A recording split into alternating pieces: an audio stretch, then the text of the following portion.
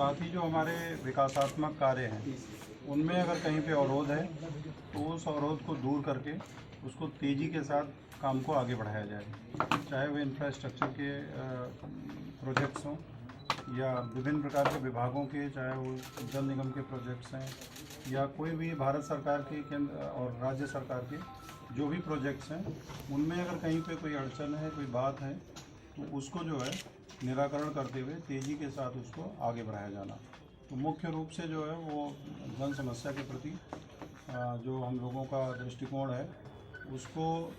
अच्छे ढंग से जन समस्याओं का निस्तारण करना पहला तो ये, दूसरा जो है विकासात्मक कार्यों को अच्छे से गति देना, यही मुख्य रूप से रहेगा।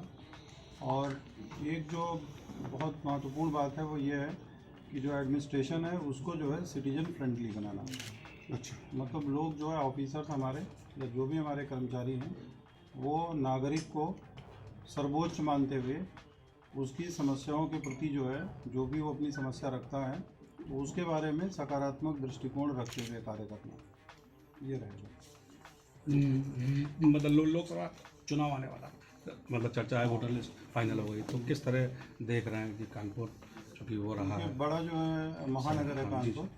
तो निश्चित रूप से जो है वो चुनाव में खास तौर से जो मतदान प्रतिशत है उसको लेकर के चिंताएं व्यक्त की जाती हैं महानगरों में।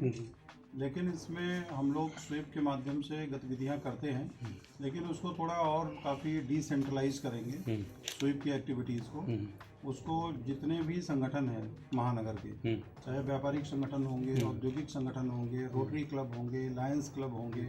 बहुत सारे स्वयंसेवी संगठन होंगे, तो इसको जो है हम लोग मतलब एक कोई स्वीप के कार्यक्रम ना करके या एक कार्यक्रम ना करके इन सभी को हर तरह के लोगों को पकड़ेंगे। जैसे ग्रामीण क्षेत्र है तो वहाँ पे युवक मंगल दल, महिला मंगल दल के माध्यम से करेंगे हम लोग। बहुत सारे तरह के जितने भी प्रकार के ऑर्गेनाइजेशंस हैं, जैसे सिविल डिफेंस अगर यहाँ होगा तो उसके भी जो है लोगों को इन्वॉल्व किया जाएगा। स्काउट गाइड, एनएसएस, इन सब लोगों को इन्वॉल्व करके एक ऐसा माहौल बनाया जाएगा। बहुत सारी चीज़ें जो है हम लोग इस बार जैसे एक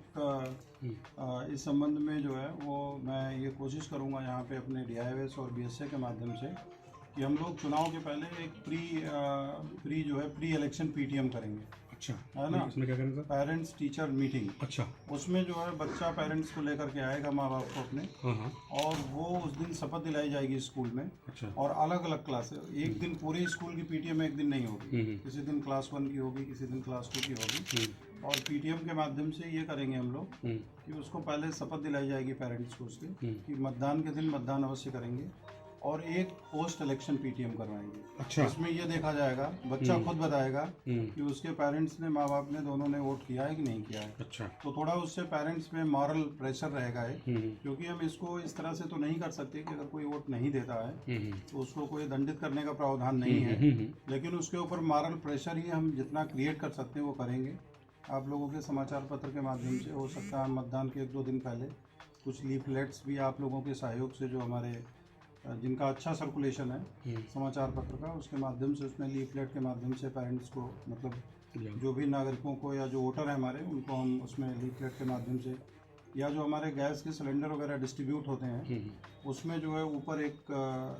वो लगा करके भेजेंगे उस दौरान 1-2 महीना पहले से, जिसमें कुछ ना कुछ मतदान के लिए प्रेरित करने के कोई स्लोगन्स वगैरह या इस तरह की चीज़ें होंगी।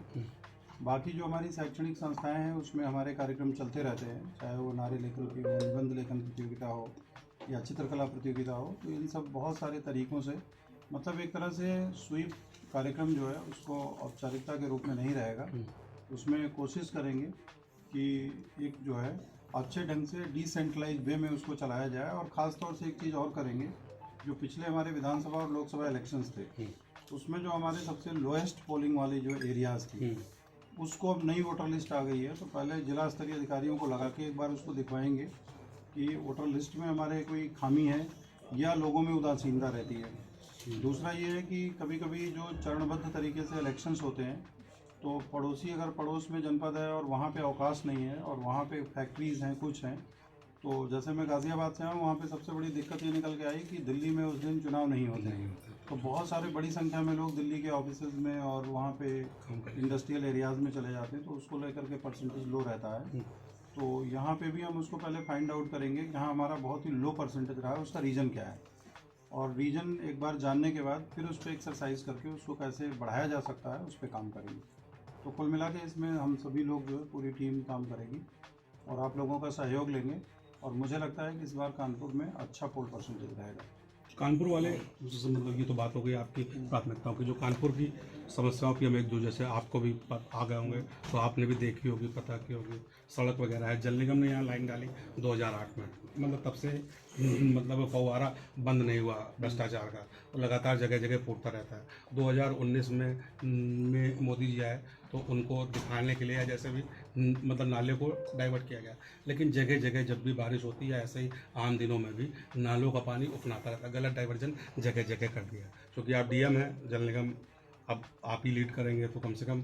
इसके लिए कुछ मतलब इससे। मैंने आपसे पहले ही कहा कि जहाँ पे भी इस तरह का दिक्कत है,